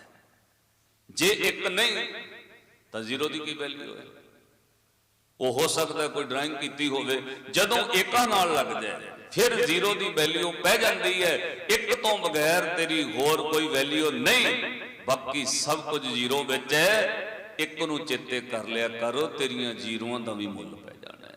ਪੁੱਤਰ ਧੀਆਂ ਸੰਸਾਰ ਪਦਾਰਥ ਸਭ ਕੁਝ ਜ਼ੀਰੋ ਹੈ, ਇਹਦਾ ਵੀ ਮੁੱਲ ਉਦੋਂ ਪੈ ਜਾਣਾ ਜਦੋਂ ਇੱਕ ਨਾਲ ਜੁੜ ਗਏ। ਫਿਰ ਇਹ ਵੀ ਤੈਨੂੰ ਸੁੱਖ ਦੇਣਗੇ। ਨਹੀਂ ਤਾਂ ਪਾਤਸ਼ਾਹ ਕਹਿੰਦੇ ਜੈ ਮਾਤ ਪਿਤਾ ਸੁਤ ਮੀਤ ਨਾ ਭਾਈ, ਜਿੰਨੇ ਮਰਜ਼ੀ ਭੈਣ ਭਰਾ ਮਿੱਤਰ ਹੋਣ ਤੇਰੇ, ਪਰ ਯਾਦ ਰੱਖੀ ਮਨੂਹਾ ਨਾਮ ਤੇਰੇ ਸੰਗ ਸਹਾਈ। ਜਿਨ੍ਹਾਂ ਨੂੰ ਬਾਣੀ ਯਾਦ ਹੈ ਨਾਲ ਪੜੋ। ਜੈ ਮਹਾ ਭਿਆਨ ਦੂਤ ਜਮ ਦਲੇ, ਤੈ ਕੇਵਲ ਨਾਮ ਸੰਗ ਤੇਰੇ ਚਲੇ। ਉਸ ਇੱਕ ਕੇਵਲ ਨੂੰ ਯਾਦ ਕਰ। ਤਾਈਓ ਤੁਸੀਂ ਜਪਜੀ ਸਾਹਿਬ ਵਿੱਚ 2 ਵਾਰ ਪੜ੍ਹ ਕੇ ਆਏ ਹੋ। ਗੁਰੂ ਕੋਲੋਂ ਮੰਗ ਕੀਤੀ, ਗੁਰਾ ਇੱਕ ਦੇ ਬੁਝਾਈ, ਸਭਨਾ ਜੀਆਂ ਕਾ ਇੱਕ ਦਾਤਾ, ਸੋ ਮੈਂ ਵਿਸਰਨ। ਪੜੋ ਸਾਰੇ, ਸਭਨਾ ਜੀਆਂ ਕਾ ਇੱਕ ਦਾਤਾ, ਸੋ ਮੈਂ ਵਿਸਰਨ। ਕਿਉਂਕਿ ਗੁਰੂ ਦੀ ਮੱਤ ਹੈ, ਜਿੱਦਣ ਇੱਕ ਵਿਸਰ ਗਿਆ ਉਦਣ ਸਾਧ ਸੰਗਤ ਸਭ ਕੁਝ ਜ਼ੀਰੋ, ਉਦਣ ਘੱਟ ਹੈ। ਪੰਚਤੰਤਰ ਗ੍ਰੰਥ ਵਿੱਚ ਇੱਕ ਰੋਚਕ ਗੱਲ ਆਈ, ਉਹ ਮੈਂ ਕਈ ਵਾਰ ਕਥਾ ਵਿੱਚ ਸੁਣਾਈ ਹੈ। ਕਿਸੇ ਬੰਦੇ ਕੋਲੋਂ ਕਿਸੇ ਨੇ ਪੈਸੇ ਕਰਜ਼ੇ ਤੇ ਲੈ ਲਏ, ਵਿਆਜ ਤੇ ਪੈਸਾ ਲੈ ਲਿਆ। ਉਹਨੇ 10,000 ਰੁਪਇਆ ਵਿਆਜ ਤੇ ਲਿਆ ਤੇ ਕਹਿੰਦੇ ਇੱਕ ਪੈਸਾ ਨਹੀਂ ਮੋੜਿਆ। ਵਿਆਜ ਵੱਧਦਾ ਗਿਆ, ਵੱਧਦਿਆਂ 20,000 30,000 50,000 ਲੱਖ ਰੁਪਇਆ ਹੋ ਗਿਆ। ਹੁਣ ਉਹ ਬੰਦਾ ਰਾਜੇ ਦੇ ਜਾ ਕੇ ਫਰਿਆਦੀ ਹੋ ਗਿਆ, ਕਹਿੰਦਾ ਜੀ ਫਲਾਨਾ ਬੰਦਾ ਪੈਸੇ ਨਹੀਂ ਦਿੰਦਾ, 10,000 ਰੁਪਇਆ ਵਿਆਜ ਤੇ ਲਿਆ ਸੀ, ਲੱਖ ਰੁਪਇਆ ਹੋ ਗਿਆ। ਰਾਜੇ ਨੇ ਸਿਪਾਹੀ ਘੱਲੇ, ਉਹ ਬੰਦੇ ਨੂੰ ਬੁਲਾ ਲਿਆ, ਗੌਰ ਨਾਲ ਸੁਣਿਓ। ਹੁਣ ਉਹ ਰਾਜਾ ਉਹ ਦੋਸ਼ੀ ਨੂੰ ਕਟਹਿਰੇ ਵਿੱਚ ਖਿਲਾਰ ਕੇ ਪੁੱਛਦਾ ਹੈ, ਬਈ ਇਸ ਬੰਦੇ ਦੀ ਸ਼ਿਕਾਇਤ ਹੈ, ਤੂੰ ਇਹਦੇ ਕੋਲੋਂ 10,000 ਰੁਪਇਆ ਲਿਆ ਵਿਆਜੂ। ਕਹਿੰਦਾ ਜੀ ਵਿਆਜ ਤੇ ਲਿਆ, ਵੀ ਤੂੰ ਪੈਸਾ ਮੋੜਿਆ ਨਹੀਂ? ਕਹਿੰਦਾ ਜੀ ਬਿਲਕੁਲ ਮੇਰੇ ਤੋਂ ਮੋੜ ਨਹੀਂ ਹੋਇਆ, ਹਾਲਾਤ ਇਦਾਂ ਦੇ ਬਣ ਗਏ, ਮੈਂ ਪੈਸਾ ਹੀ ਨਹੀਂ ਮੋੜ ਸਕਿਆ। ਇਸ ਬੰਦੇ ਦੀ ਸ਼ਿਕਾਇਤ ਹੈ ਵੀ 10,000 ਦਾ ਲੱਖ ਰੁਪਇਆ ਹੋ ਗਿਆ, ਇਹ ਗੱਲ ਸਹੀ ਹੈ? ਉਹ ਦੋਸ਼ੀ ਬੰਦਾ ਹੱਥ ਜੋੜ ਕੇ ਕਹਿੰਦਾ ਜੀ ਬਿਲਕੁਲ ਸਹੀ ਹੈ, ਜਿੰਨੇ ਪੈਸੇ ਇਹ ਕਹਿ ਰਹੇ ਹੈ ਇੰਨੇ ਜ਼ਰੂਰ ਹੋ ਗਏ ਹੋਣਗੇ, ਮੇਰੇ ਹਾਲਾਤ ਇਦਾਂ ਦੇ ਹੋ ਗਏ ਮੈਂ ਮੋੜ ਨਹੀਂ ਸਕਿਆ। ਇਹ ਠੀਕ ਕਹਿ ਰਿਹਾ ਹੈ ਜੀ, 1 ਲੱਖ ਰੁਪਈਆ ਹੋ ਗਿਆ ਹੁਣ, ਮੈਂ ਦੇਣੇ ਨੇ ਪੈਸੇ। ਰਾਜੇ ਨੇ ਕਿਹਾ ਕਿਵੇਂ ਦੇਂਗਾ? ਉਹਨੇ ਕਿਹਾ ਜੀ ਥੋੜੇ ਥੋੜੇ ਕਰਕੇ ਮੋੜ ਦਾਂਗਾ, ਪਰ ਇਹ ਸ਼ਾਹੂਕਾਰ ਨੂੰ ਕਹਿ ਦਿਓ ਹੁਣ ਵਿਆਜ ਨਾ ਮੈਨੂੰ ਲਾਵੇ, ਥੋੜੀ ਬਹੁਤੀ ਰਹਿਤ ਕਰ ਦੇ, ਮੈਂ ਪੈਸੇ ਥੋੜੇ ਥੋੜੇ ਕਰਕੇ ਮੋੜ ਦਾਂਗਾ। ਰਾਜੇ ਨੇ ਹੁਣ ਸ਼ਾਹੂਕਾਰ ਨੂੰ ਕਿਹਾ ਦੇਖ ਬਈ ਸ਼ਾਹੂਕਾਰ, ਤੇਰੇ ਪੈਸੇ ਹਰੇ ਹੋ ਗਏ ਨੇ। ਉਹ ਬੰਦਾ ਮੰਨ ਗਿਆ ਕਿ ਪੈਸੇ ਦੇਣੇ ਨੇ, ਜਿੰਨੇ ਪੈਸੇ ਤੂੰ ਕਹਿ ਰਹੇ ਉਨੇ ਹੀ ਉਹ ਮੰਨ ਗਿਆ। ਇਹਦਾ ਮਤਲਬ ਉਹ ਬੰਦਾ ਵੀ ਝੂਠ ਨਹੀਂ ਬੋਲਦੇ, ਉਹ ਮੁੱਕਰ ਸਕਦਾ ਸੀ, ਨਹੀਂ ਜੀ ਪੈਸੇ ਥੋੜੇ ਨੇ, ਇਹ ਜ਼ਿਆਦਾ ਕਹਿ ਰਿਹਾ ਹੈ, ਪਰ ਉਹ ਬੰਦਾ ਵੀ ਸੱਚਾ ਹੈ, ਉਹਨੇ ਸਭ ਕੁਝ ਮੰਨ ਲਿਆ। ਹੁਣ ਗੱਲ ਇਹ ਹੈ ਸੇਠ ਜੀ, ਹੁਣ ਥੋੜੇ ਬਹੁਤੇ ਤੁਸੀਂ ਵਿੱਚੋਂ ਪੈਸੇ ਛੱਡੋ, ਅੱਜ ਤੋਂ ਬਾਅਦ ਵਿਆਜ ਨਾ ਲਾਇਓ, ਉਹ ਪੈਸੇ ਤੁਹਾਨੂੰ ਮੋੜ ਦੇਗਾ। ਕਹਿੰਦਾ ਜੀ ਮੈਂ ਵਿੱਚੋਂ ਕੀ ਛੱਡਾਂ?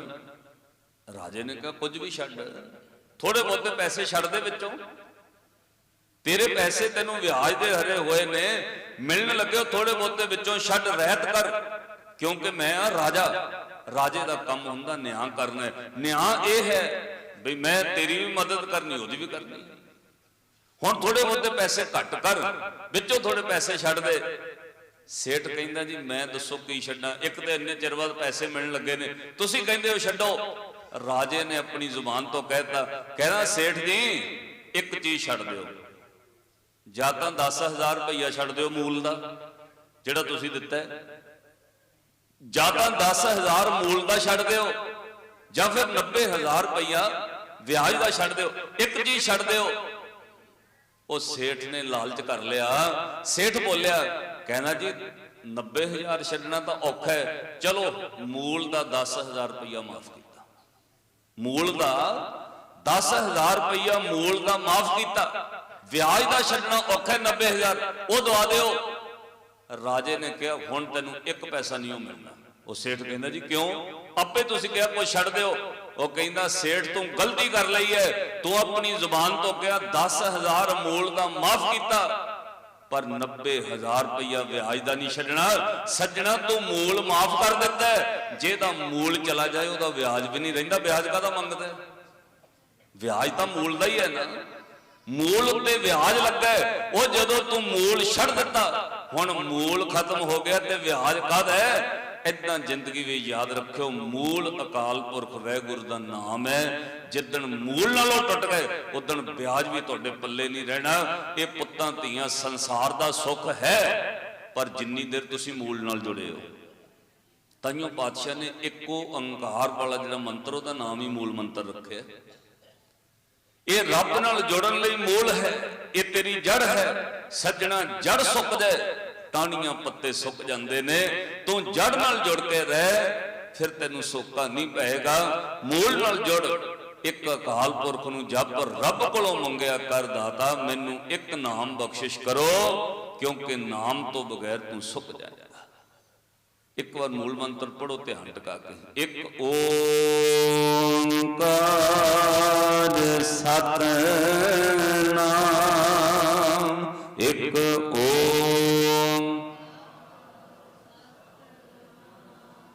ਟਿਕਾ ਕੇ ਪੜਿਆ ਕਰੋ, ਕਾਲੀ ਨਹੀਂ ਕਰਨੀ। ਸਿਮਰਨ ਵਿੱਚ ਕੋਈ ਕਾਲੀ ਨਹੀਂ, ਪੂਰਾ ਸਵਾਸ ਹੈ ਟਿਕਾ ਕੇ ਭਰ ਕੇ। ਜੇ ਸਿਮਰਨ ਕਰਦੇ ਆ ਵੀ ਪੂਰਾ ਸਰੀਰ ਸੁਰਤ ਟਿਕਾਵੇ ਚ ਨਾ ਆਈ, ਫਿਰ ਕਿਹੜੀ ਚੀਜ਼ ਨਾਲ ਟਿਕਾਓ?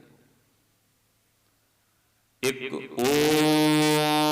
ਓੰਕਾਰ ਸਤਿਨਾਮ, ਇੱਕ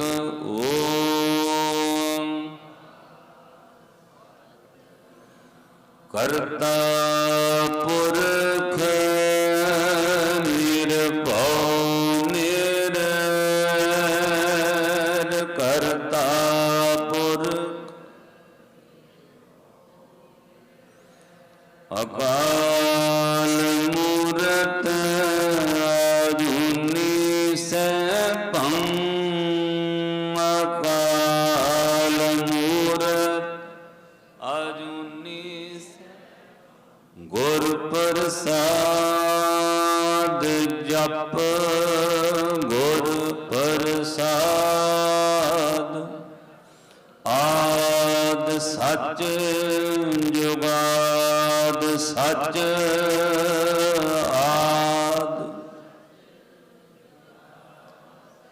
ਹੈ ਭੀ ਸਚ ਨਾਨਕ ਹੋਸੀ ਭੀ ਸਚ ਹੈ ਭੀ ਸਚ ਨਾਨਕ ਹੋਸੀ। ਮੂਲ ਨਾਲ ਜੁੜ, ਤੇਰਾ ਵਿਆਜ ਵੀ ਹਰਾ ਹੋ ਜਾਏਗਾ। ਵਿਆਜ ਕੀ ਹੈ? ਪੁੱਤਰ ਧੀਆਂ ਸੰਸਾਰ ਦੇ ਜੋ ਸੁੱਖ ਨਜ਼ਰ ਆਉਂਦੇ, ਇਹ ਮਾੜੇ ਨਹੀਂ ਹੈ, ਗੁਰੂ ਕੋਲੋਂ ਮੰਗਣਾ ਹੈ। ਇਹਨੂੰ ਪਾਤਸ਼ਾਹ ਨੇ ਕਿਹਾ ਇਹ ਜੱਗ ਸੱਚੇ ਕੀ ਹੈ ਕੋਠੜੀ, ਪਰ ਕਦੋਂ? ਸੱਚੇ ਕਾ ਵਿੱਚ ਵਾਸ, ਜਦੋਂ ਇਹਦੇ ਵਿੱਚ ਸੱਚੇ ਦਾ ਵਾਸਾ ਤੁਹਾਨੂੰ ਨਜ਼ਰ ਆ ਰਿਹਾ, ਜਦੋਂ ਇਹਦੇ ਵਿੱਚੋਂ ਅਕਾਲ ਪੁਰਖ ਵਾਹਿਗੁਰੂ ਚਿੱਤੇ ਆ ਰਿਹਾ, ਫਿਰ ਇਹ ਜੱਗ ਸੱਚੇ ਕੀ ਹੈ ਕੋਠੜੀ। ਪਰ ਜੇ ਵਿੱਚ ਵਾਸਾ ਰੱਬ ਦਾ ਯਾਦ ਨਾ ਆਇਆ, ਇਹਨੂੰ ਫਿਰ ਪਾਤਸ਼ਾਹ ਨੇ ਕਿਹਾ ਜਗ ਰਚਨਾ ਸਭ ਝੂਠ ਹੈ, ਜਾਣ ਲੈ ਹੋ ਰੇ ਮੀਤ। ਭਾਈ ਝੂਠ ਹੈ ਸਭ ਕੁਝ, ਕੁਝ ਵੀ ਸੱਚ ਨਹੀਂ ਹੈ। ਸੱਚ ਕਦੋਂ ਹੈ? ਸੱਚੇ ਕਾ ਵਿੱਚ ਵਾਸ, ਜਦੋਂ ਤੁਹਾਨੂੰ ਵਿੱਚ ਅਕਾਲ ਪੁਰਖ ਵਾਹਿਗੁਰੂ ਦਾ ਵਾਸਾ ਨਜ਼ਰ ਆਉਂਦਾ ਹੈ, ਜਦੋਂ ਪੁੱਤਰ ਧੀਆਂ ਸੰਸਾਰ ਵਿੱਚ ਰਹਿੰਦਿਆਂ ਯਾਦ ਆਵੇ ਸਤਨਾਮ ਸ੍ਰੀ ਵਾਹਿਗੁਰੂ, ਤੁਸੀਂ ਵਿਚਲੇ ਮੂਲ ਤੱਕ ਪਹੁੰਚੋ। ਜਿਨ੍ਹਾਂ ਦੀ ਯਾਦ ਮਨਾ ਰਹੇ ਹੋ ਉਹ ਪਦਾਰਥ ਤੋਂ ਪਰਮਾਰਥ ਤੱਕ ਪਹੁੰਚ ਗਏ। ਅਸੀਂ ਲੋਕ ਪਦਾਰਥ ਤੱਕ ਸੀਮਤ ਰਹਿ ਗਏ। ਪਦਾਰਥਾਂ ਦਾ ਰਸ ਕੌੜਾ ਹੋ ਜਾਂਦਾ ਹੈ, ਕਿਉਂਕਿ ਮਿੱਠਾ ਕਰਕੇ ਖਾਇਆ, ਕੌੜਾ ਉਪਜਿਆ ਸਾਧ। ਪਦਾਰਥ ਵਿੱਚੋਂ ਪਰਮਾਰਥ ਤੱਕ ਪਹੁੰਚ ਜਾਣਾ, ਉਹ ਰਸ ਸਾਧ ਸੰਗਤ ਐਸਾ ਮਿੱਠਾ ਹੈ ਜਿਹਨੂੰ ਪਾਤਸ਼ਾਹ ਨੇ ਕਿਹਾ ਨਾ ਉਹਦੇ ਬਰਾਬਰ ਸ਼ੱਕਰ, ਨਾ ਗੁੜ, ਨਾ ਮਿਸ਼ਰੀ। ਦੁਨੀਆ ਦੇ तमाम ਮਿੱਠੇ ਰਸ ਥੱਲੇ ਰਹਿ ਜਾਂਦੇ ਨੇ, ਪਰਮਾਰਥ ਦਾ ਰੱਬ ਦਾ ਰਸ ਸਭ ਤੋਂ ਮਿੱਠਾ ਹੈ। ਪਦਾਰਥ ਵਿੱਚ ਰਹਿ, ਪਰ ਰਸ ਪਰਮਾਰਥ ਤੱਕ ਤੋਂ ਪਹੁੰਚਣਾ ਹੈ। ਗੁਰੂ ਦਾ ਦਿੱਤਾ ਸ਼ਬਦ ਜਪ, ਫਿਰ ਤੂੰ ਉੱਥੇ ਤੱਕ ਪਹੁੰਚ ਜਾਏਗਾ ਜਿੱਥੇ ਬਾਬਾ ਫਰੀਦ ਸਾਹਿਬ ਕਹਿੰਦੇ ਨੇ ਫਰੀਦਾ ਸ਼ੱਕਰ ਖੰਡ ਨੇ ਵਾਤ ਗੁਣ, ਮਾਖਿਓ ਮਾਂਜਾ ਦੁੱਧ। ਇਹ ਸਾਰੀਆਂ ਵਸਤੂਆਂ ਬਹੁਤ ਮਿੱਠੀਆਂ ਨੇ, ਦੁੱਧ, ਸ਼ੱਕਰ, ਮਿਸ਼ਰੀ, ਸ਼ਹਿਦ, ਕਿੰਨੇ ਵਧੀਆ ਪਦਾਰਥ ਨੇ, ਪਰ ਇਸ ਨਾਲੋਂ ਵੀ ਮਿੱਠਾ ਹੈ। ਤੂੰ ਇਸ ਪਦਾਰਥ ਵਿੱਚੋਂ ਪਰਮਾਰਥ ਤੱਕ ਜਿੱਦਣ ਰਸ ਚਖੇਂਗਾ, ਉਦਣ ਫਿਰ ਸਭੇ ਵਸਤੂ ਮਿੱਠੀਆਂ, ਰੱਬ ਨਾ ਪੁੱਜਨ ਤੁਧ। ਰੱਬ ਦੇ ਨਾਮ ਰਸ ਦੇ ਬਰਾਬਰ ਨਹੀਂ, ਇਤੋਂ ਅੱਗੇ ਤੂੰ ਉਸ ਰਸ ਤੱਕ ਪਹੁੰਚਣਾ। ਅੱਜ ਜਿਨ੍ਹਾਂ ਨੂੰ ਯਾਦ ਮਨਾ ਰਹੇ ਹੋ ਉਹ ਪਦਾਰਥ ਤੋਂ ਪਰਮਾਰਥ ਤੱਕ ਚਲੇ ਗਏ। ਇੱਕ ਛੋਟੀ ਜਿਹੀ ਗੱਲ ਧਿਆਨ ਨਾਲ ਸੁਣਿਓ।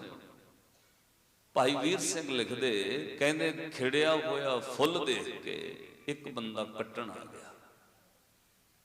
ਜਦੋਂ ਉਹ ਕੰਚੀ ਲੈ ਕੇ ਫੁੱਲ ਕੱਟਣ ਲੱਗਾ ਨਾ, ਤਾਂ ਫੁੱਲ ਨੇ ਬੋਲ ਕੇ ਆਵਾਜ਼ ਦੇ ਕੇ ਉਹਨੂੰ ਕਿਹਾ, ਭਾਈ ਮੈਨੂੰ ਕਿਉਂ ਕੱਟਣ ਲੱਗਾ?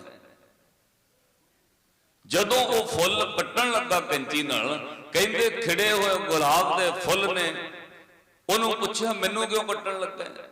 ਉਹਨੇ ਕਿਹਾ ਵੀ ਤੂੰ ਬਹੁਤ ਸੋਹਣਾ ਲੱਗਦਾ ਹੈ, ਤੇਰੇ ਵਿੱਚੋਂ ਖੁਸ਼ਬੂ ਆ ਰਹੀ ਹੈ, ਤੇਰਾ ਰੰਗ ਬਹੁਤ ਸੋਹਣਾ ਹੈ, ਤੇਰਾ ਖੜਾਓ ਮਨ ਨੂੰ ਮੋਹ ਰਿਹਾ, ਮੈਨੂੰ ਤੂੰ ਚੰਗਾ ਲੱਗਾ, ਮੈਂ ਟਾਹਣੀ ਨਾਲੋਂ ਕੱਢਣ ਲੱਗਾ। ਕਹਿੰਦੇ ਫੁੱਲ ਨੇ ਉਹਨੂੰ ਜਵਾਬ ਦਿੱਤਾ, ਭਲਿਆ ਤੂੰ ਭੁਲੇਖੇ ਵਿੱਚ ਆ ਗਿਆ, ਇਹ ਰੰਗ, ਇਹ ਖੜਾਓ, ਇਹ ਖੁਸ਼ਬੂ ਮੇਰੀ ਨਹੀਂ ਹੈ। ਜਦੋਂ ਤੂੰ ਟਾਹਣੀ ਨਾਲੋਂ ਕੱਟ ਲਏਗਾ, ਥੋੜੇ ਪਲਾਂ ਬਾਅਦ ਮੈਂ ਮੁਰਝਾ ਜਾਵਾਂਗਾ, ਮੇਰੇ ਵਿੱਚੋਂ ਖੁਸ਼ਬੂ ਮੁੱਕ ਜਾਏਗੀ, ਮੇਰਾ ਇਹ ਸੁਹੱਪਣ, ਇਹ ਰੰਗ ਨਹੀਂ ਰਹੇਗਾ। ਤੂੰ ਗਲਤੀ ਕਰ ਰਿਹਾ ਹੈ, ਇਹ ਰੰਗ ਸੁਹੱਪਣ ਖੁਸ਼ਬੂ ਮੇਰੀ ਨਹੀਂ, ਇਹ ਮੈਨੂੰ ਟਾਹਣੀ ਤੋਂ ਮਿਲ ਰਿਹਾ ਹੈ।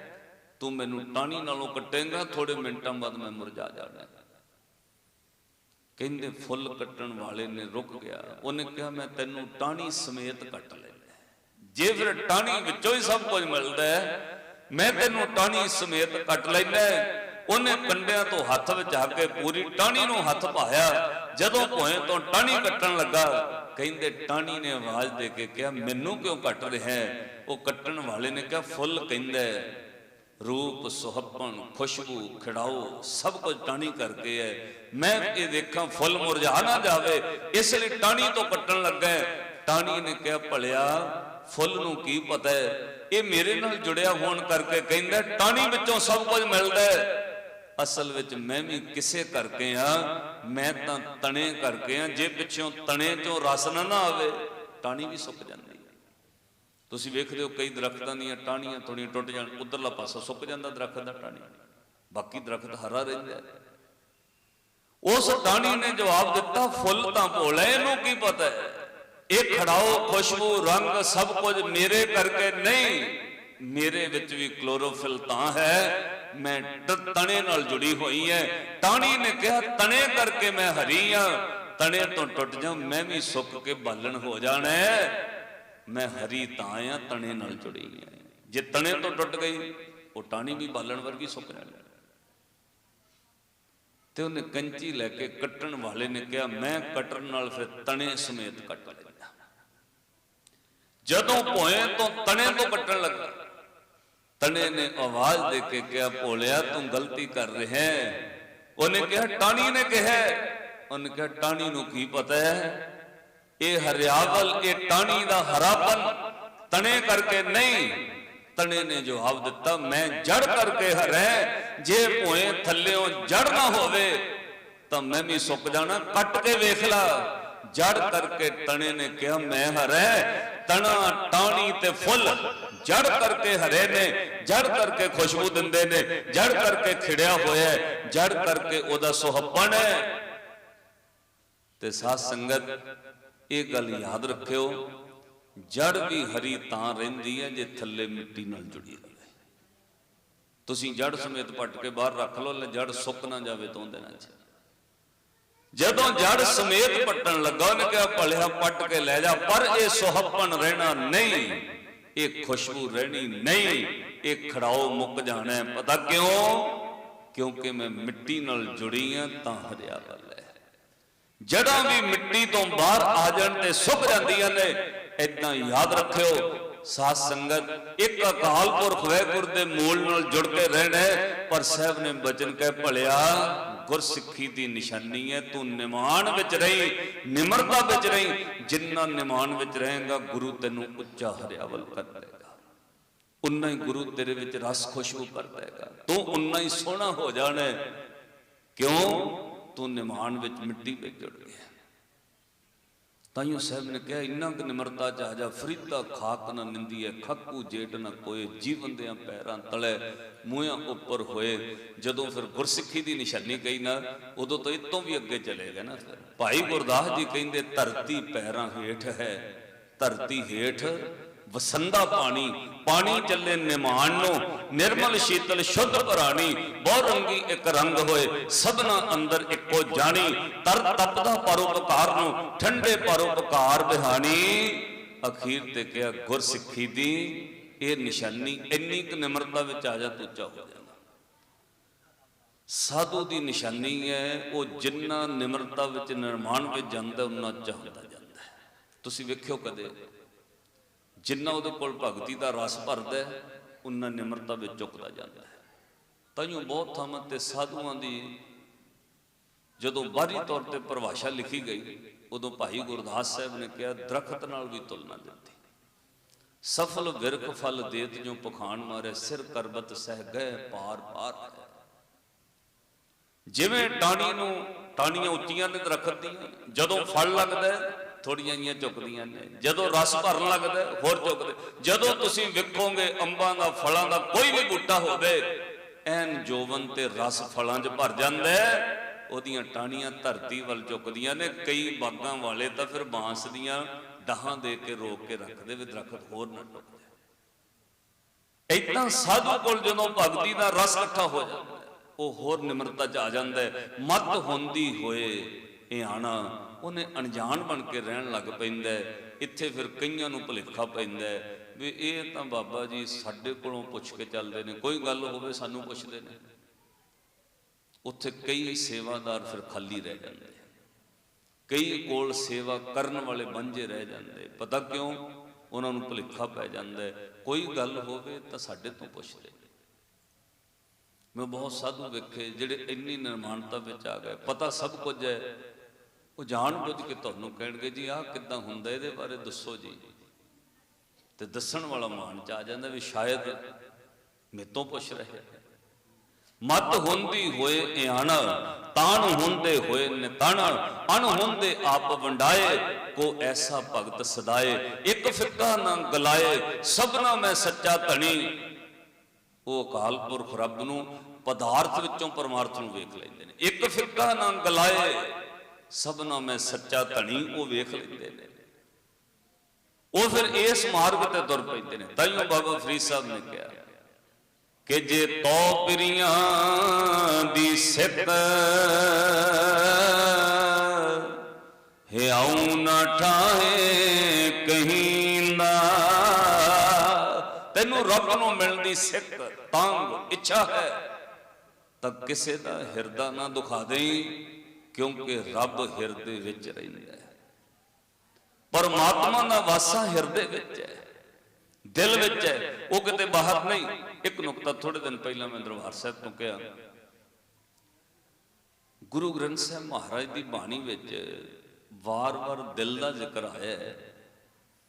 ਜਦੋਂ ਸਾਧੂ ਦੀ ਗੱਲ ਚੱਲੀ ਉਦੋਂ ਸਿੱਧਾ ਹੀ ਮਹਾਰਾਜ ਨੇ ਕਿਹਾ, ਦਿਲੋਂ ਮੁਹੱਬਤ ਜਿਨ ਸਹੀ ਸੱਚਿਆਂ, ਜਿਨ ਮਨ ਹੋਰ ਮੁਖ ਹੋਰ ਸਿਕੰਡੇ ਕੱਚਿਆਂ, ਰੱਦੇ ਇਸ਼ਕ ਖੁਦਾਏ ਰੰਗ ਦਿਧਾਰ ਕੇ, ਵਿਸਰਿਆ ਜਿਨ ਨਾਮ ਤੇਰ ਹੋਏ ਭਾਰ ਥੀਏ, ਆਪ ਲੀਏ ਲੜ ਲਾਏ ਦਰ ਦਰਵੇਸ਼ ਸੇ, ਤਿਨ ਧਨ ਜਣੇਂਦੀ ਮਾਓ ਆਏ ਸਫਲ ਸੇ। ਪਰ ਸ਼ੁਰੂਆਤ ਪਤਾ ਕਿੱਥੋਂ ਹੋਈ? ਦਿਲੋਂ ਮੁਹੱਬਤ ਜਿਨ, ਜਿਨ੍ਹਾਂ ਦੀ ਰੱਬ ਨਾਲ ਦਿਲੋਂ ਮੁਹੱਬਤ ਲੱਗੀ, ਉਹ ਆਪ ਵੀ ਸੱਚੇ ਹੋਏ, ਉਹ ਦਰਵੇਸ਼ ਪਰਵਾਨ ਵੀ ਹੋਏ, ਔਰ ਉਹਨਾਂ ਦੇ ਪਰਵਾਨ ਹੋਣ ਤੋਂ ਬਾਅਦ ਉਹਨਾਂ ਨੂੰ ਜਨਮ ਦੇਣ ਵਾਲੀਆਂ ਮਾਵਾਂ ਵੀ ਧੰਤਾ ਯੋਗ ਹੋ ਗਈਆਂ।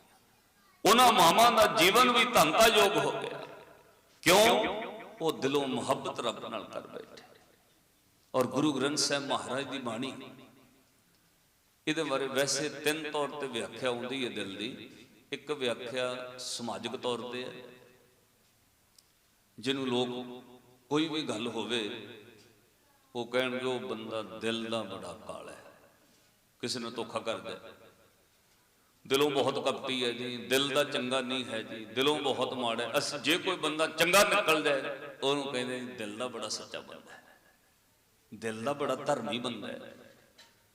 ਇਹਦਾ ਮਤਲਬ ਦਿਲ ਦਾ ਸੰਬੰਧ ਸਮਾਜਿਕ ਤੌਰ ਤੇ ਵੀ ਹੈ।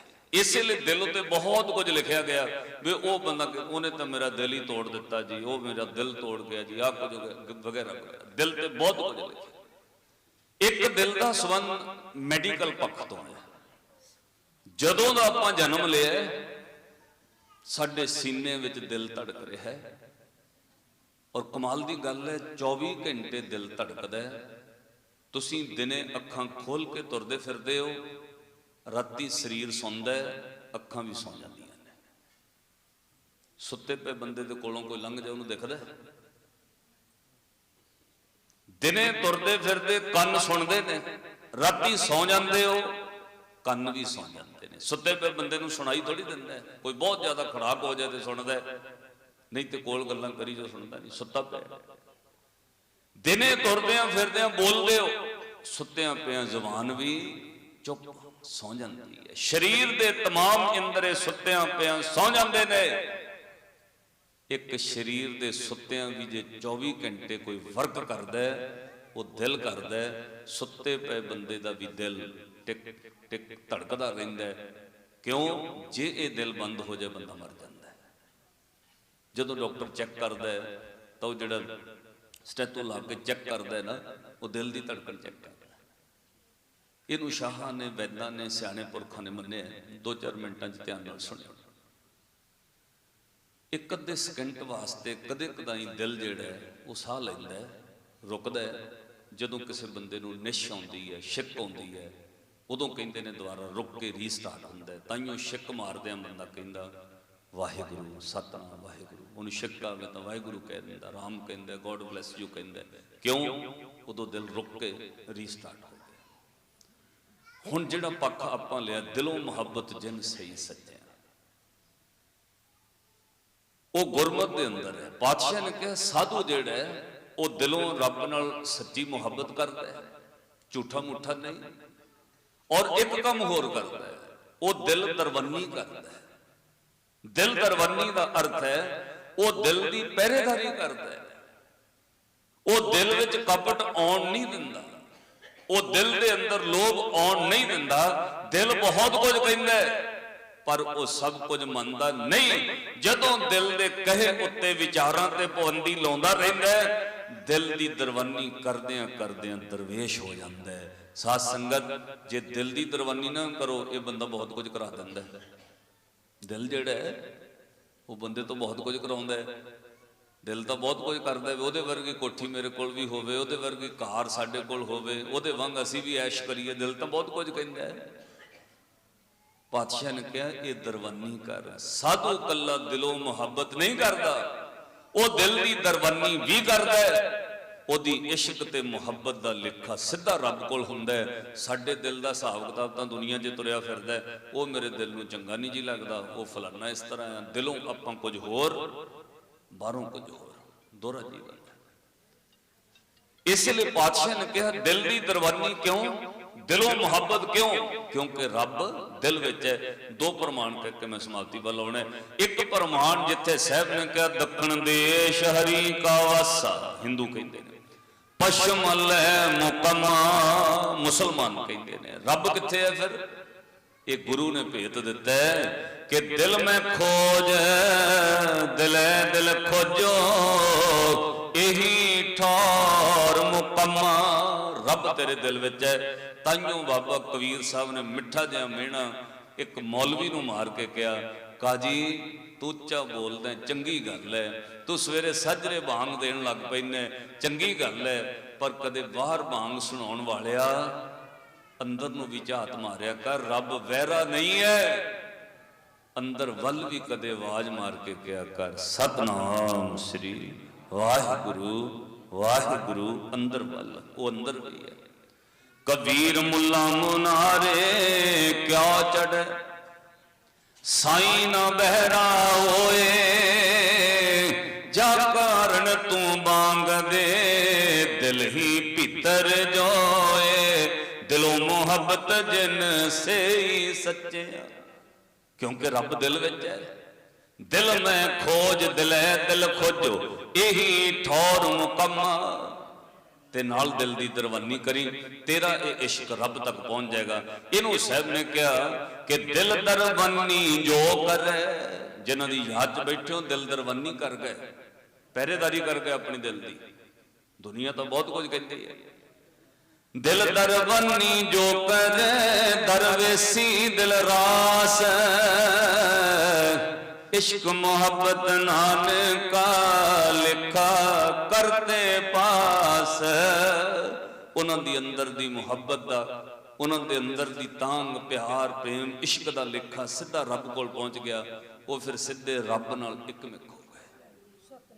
उस संसार दी मोह माया झूठी प्रीत तो उपर चले गए।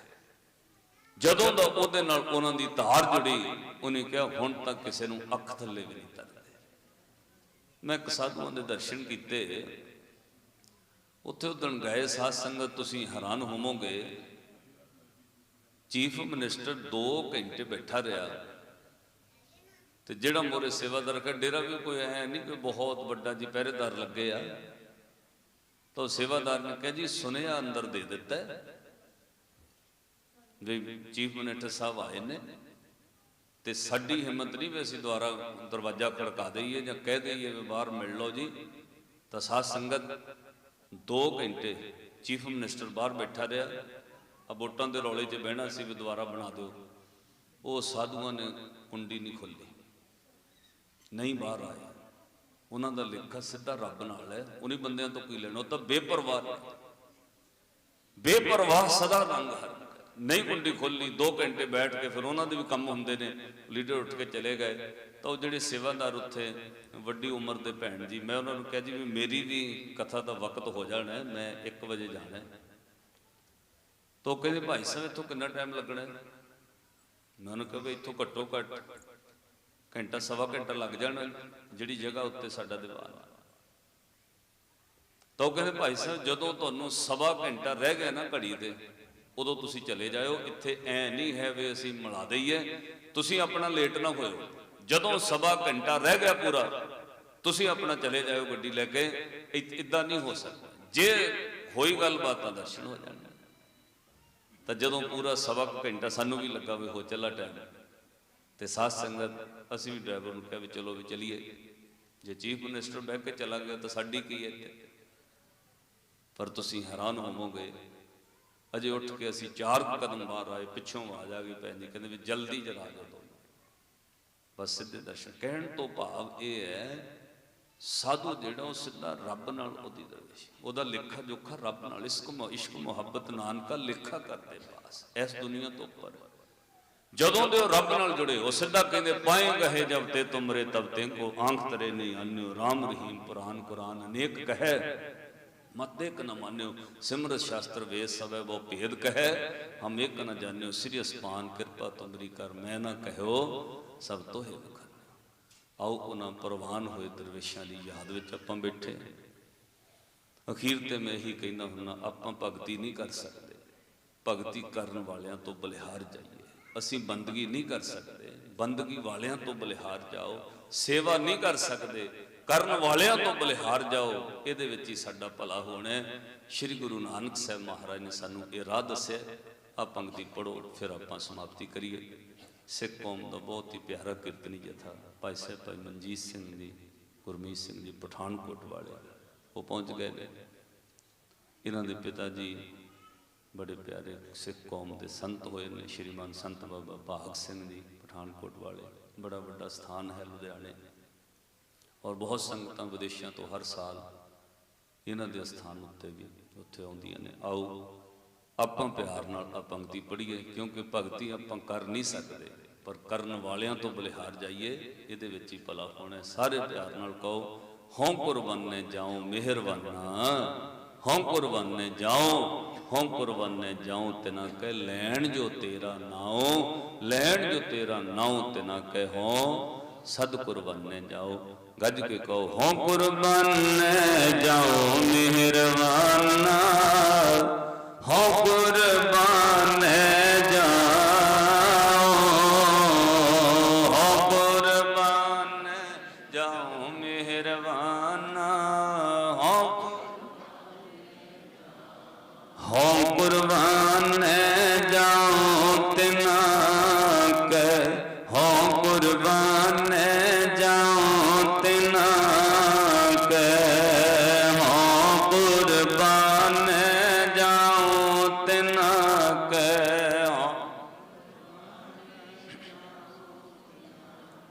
ਲੈਣ ਜੋ ਤੇਰਾ ਨਾਉ, ਲੈਣ ਜੋ ਤੇਰਾ ਨਾਉ,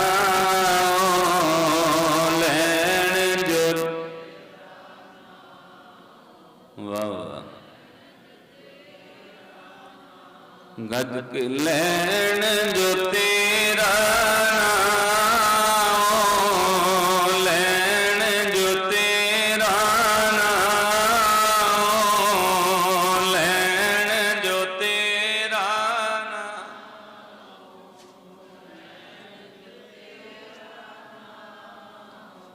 ਲੈਣ ਜੋ ਤੇਰਾ ਨਾਉ, ਲੈਣ ਜੋ ਤੇਰਾ ਨਾਉ, ਲੈਣ ਜੋ ਤੇਰਾ,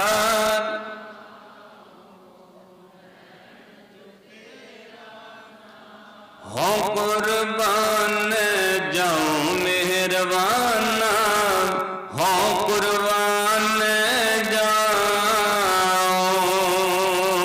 ਹਉ ਕੁਰਬਾਨ ਜਾਉ ਮੇਰ, ਹਉ ਕੁਰਬਾਨ ਜਾਉ, ਹਉ ਕੁਰਬਾਨ ਜਾਉ ਤਿਨਾ ਕਹਿ ਲੈਣ ਜੋ ਤੇਰਾ ਨਾਉ, ਲੈਣ ਜੋ ਤੇਰਾ ਨਾਉ ਤਿਨਾ ਕਹਿ ਹਉ ਸਦ ਕੁਰਬਾਨੇ ਜਾਉ। ਭੁੱਲ ਚੁੱਕ ਦੀ ਖਿਮਾ ਬਖਸ਼ਣੀ। ਕੋਟਾਨ ਕੋਟ ਸ਼ੁਕਰ ਗੁਰੂ ਗ੍ਰੰਥ ਸਾਹਿਬ ਮਹਾਰਾਜ ਜੀਆਂ ਦਾ, ਜੋ ਆਪ ਤਰੁੱਟ ਕੇ ਬਖਸ਼ਿਸ਼ਾਂ ਕਰਦੇ ਨੇ। ਵੀਰ ਜੀ ਦਾ ਧੰਨਵਾਦ, ਉਹ ਹਰ ਸਾਲ ਬਾਬਾ ਜੀ ਦਾ ਹੁਕਮ ਮੇਰੇ ਤੱਕ ਪਹੁੰਚਾਉਂਦੇ ਨੇ। ਸਾਰੀਆਂ ਸੰਗਤਾਂ ਦਾ ਧੰਨਵਾਦ। ਗੱਜ ਕੇ ਫਤਿਹ ਬੁਲਾਓ। ਵਾਹਿਗੁਰੂ ਜੀ ਕਾ ਖਾਲਸਾ, ਵਾਹਿਗੁਰੂ ਜੀ ਕੀ ਫਤਿਹ। बोले